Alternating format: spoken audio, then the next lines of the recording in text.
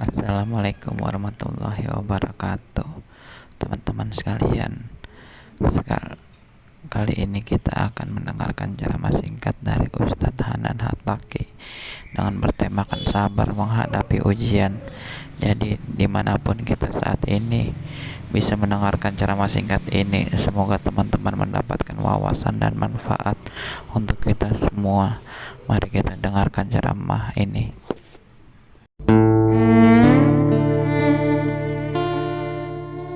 Gimana kita ngelawan perasaan kita kalau lagi diuji? Gimana cara kita bersabar? Karena iman dan sabar itu bisa dibilang satu paket. Nggak disebut orang beriman kalau nggak sabar. Dan insya Allah orang yang sabar itu adalah ciri-ciri orang beriman. Nggak mungkin disebut orang beriman kalau nggak sabar. Kita pikir memang iman itu hanya ucapan. Kalau iman itu cuma ucapan, inna sholati wa nusuki wa mahyaya wa mamati lillahi rabbil alamin, gampang. Kalau iman itu cuma ucapan, hasbiyallah wa ni'mal wakil, gampang. Kalau iman itu cuma ucapan, la haula wa la quwata illa billah, gampang. Kalau iman itu cuma ucapan, iyyaka na'budu wa iyyaka nasta'in, gampang.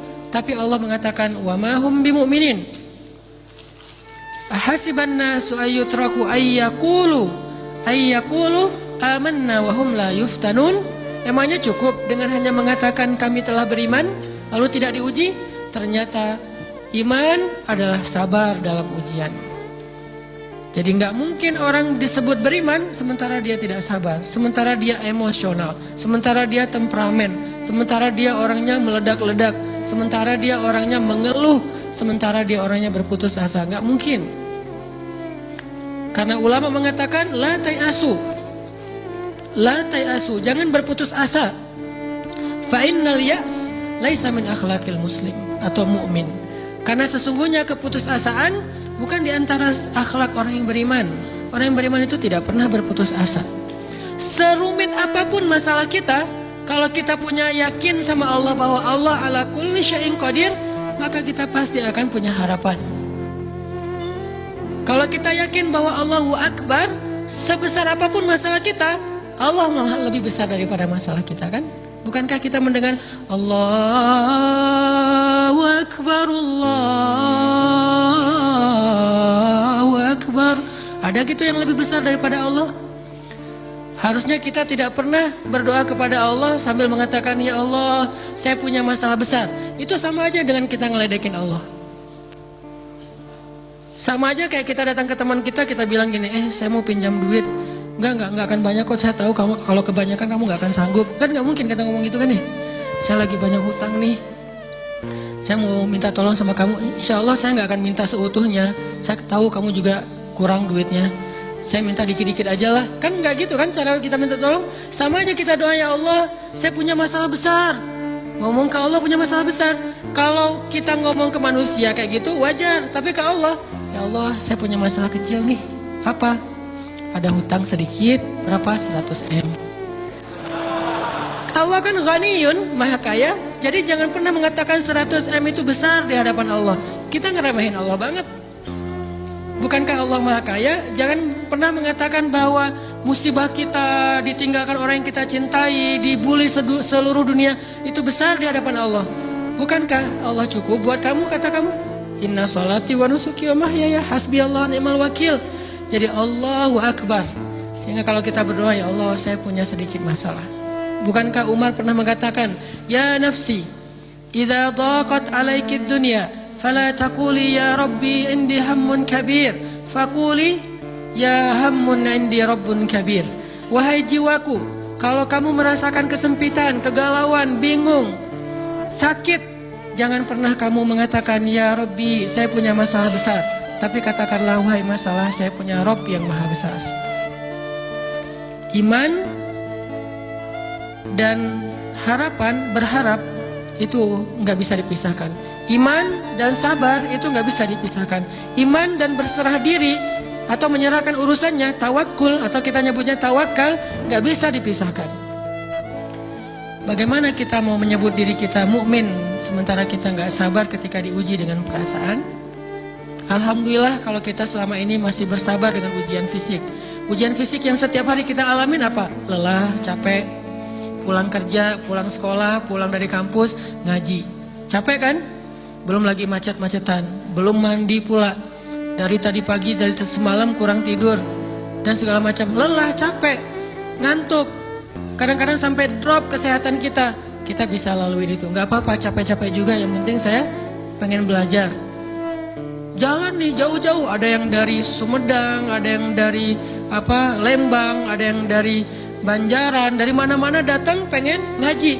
Jarak jauh nggak apa-apa, macet nggak apa-apa, lelah nggak apa-apa, habis duit nggak masalah.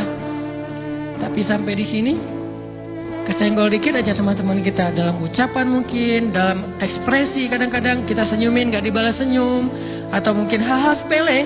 Itu bikin seolah-olah amal kita yang udah habis-habisan tadi jadi berkurang sampai habis pahalanya. Ujian perasaan. Kadang-kadang datang ke sini nggak ada rasa tidak nyaman sedikit mungkin dengan teman kita atau dengan orang yang di sebelah kita. Akhirnya kita merasa tersinggung. Akhirnya kayak jadi berlebih-lebihan. Di tangga, di pintu, pas keluar, di tempat wudhu, di mana. Hal sepele sebetulnya, tapi mengganggunya bukan fisik kita. Yang terganggu bukan harta kita, tapi yang terganggu perasaan kita nih, rasa nyaman kita yang terganggu. Seolah-olah hilang semuanya. Jadi nggak berarti. Ini namanya ujian, teman-teman. Mudah-mudahan kita bisa istiqomah dalam masalah perasaan ini. Pertanyaan sederhananya adalah gimana sih cara kita menghadapi itu? Saya juga lagi belajar, ini bukan kata saya ya, tapi saya coba merangkum dari beberapa hadis, dari beberapa ayat. Mudah-mudahan ini jadi semacam tips dari Allah, dari Rasul, cara kita supaya lebih sabar dalam menghadapi ujian, khususnya ujian perasaan. Pertama, saya mengambil dari hadis riwayat yang diriwayatkan dari Abu Hurairah, hadis Hasan. Nabi SAW mengatakan, "Ma yazalul bala'u bil mu'mini wal mu'minati fi nafsihi wa waladihi wa malihi hatta yalqallaha ta'ala wa ma alaihi khati'ah."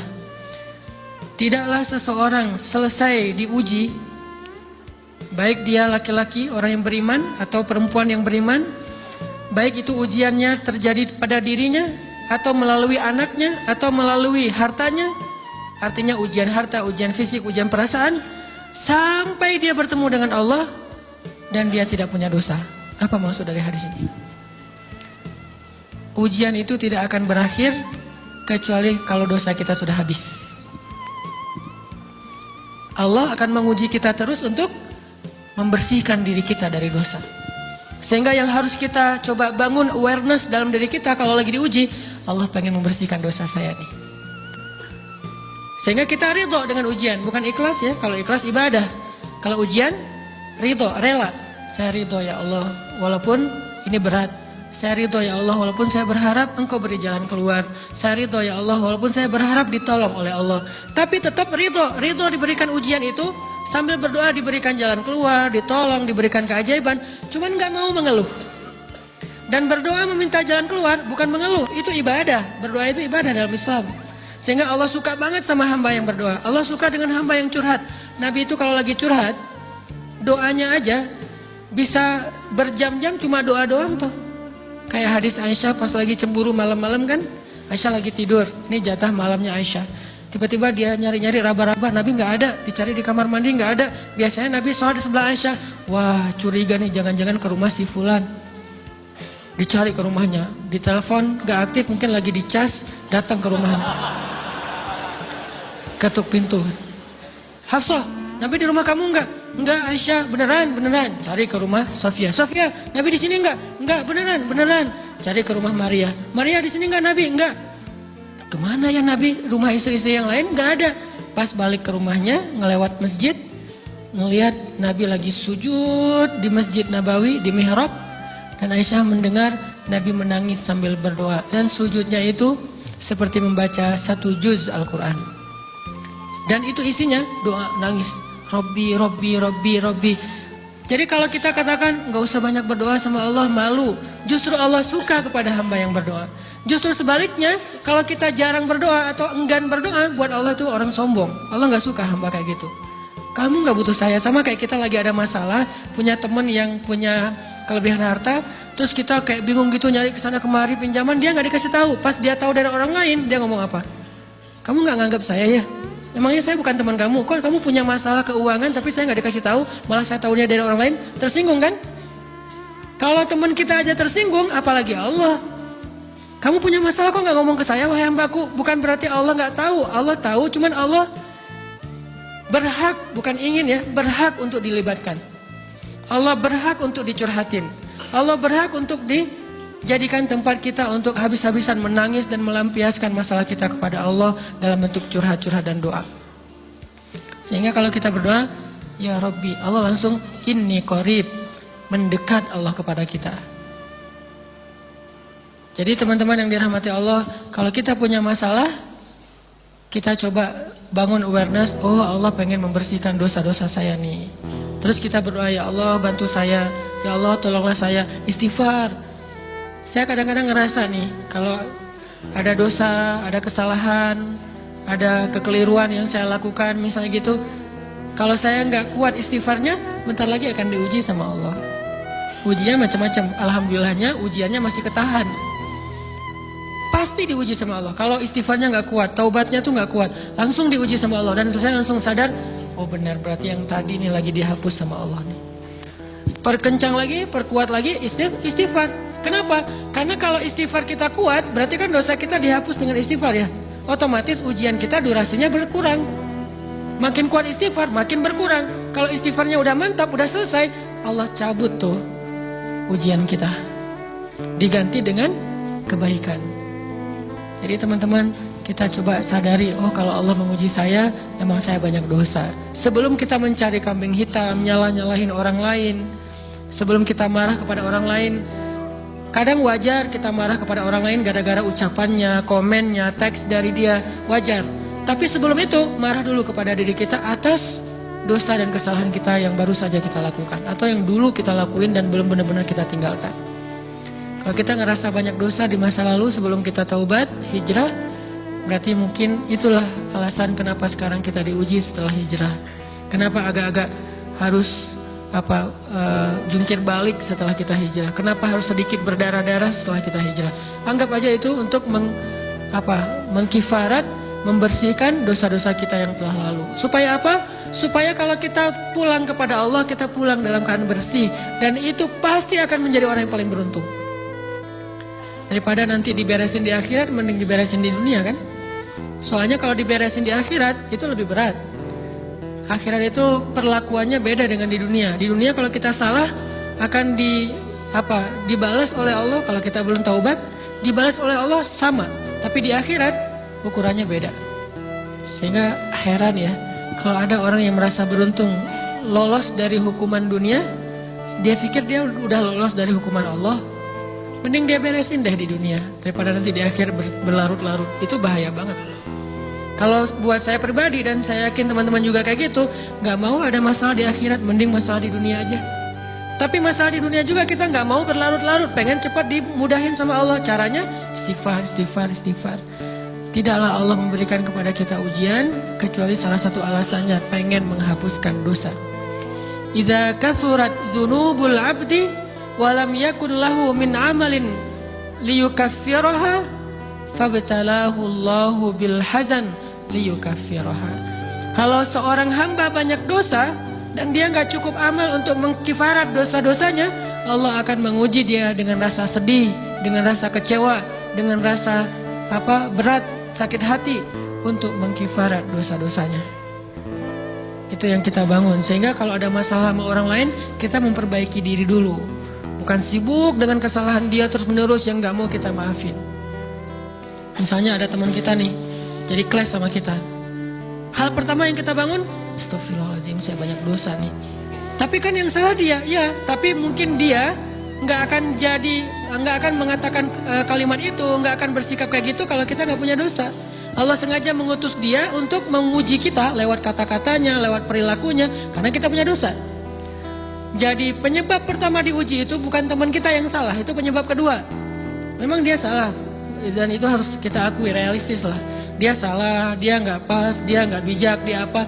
Oke, tapi yang mentakdirkan dia salah kepada kita Allah Subhanahu wa taala. Kenapa Allah takdirkan gitu? Karena kita masih punya banyak dosa. Allah kirim kita ujian, bisa manusia, bisa alam, bisa dalam diri kita sendiri. Itu semuanya adalah cara Allah untuk menguji kita dan membersihkan dosa-dosa kita. Nah, jadi teman-teman sekalian, dari ceramah singkat dari Ustadz Hanan Al-Taki, ya mungkin pada intinya kita diminta untuk selalu bersabar dalam menghadapi segala ujian dan selalu bersyukur dengan apa yang telah kita punya, agar kita bisa selamat dunia dan akhirat. Semoga ceramah singkat ini bisa untuk menambah wawasan kita, dan kita selalu mengingat kepada Sang Pencipta kita, yaitu Allah Subhanahu wa taala. Terima kasih telah menonton, dan jangan lupa subscribe agar lebih semangat lagi bikin videonya. Terima kasih teman-teman.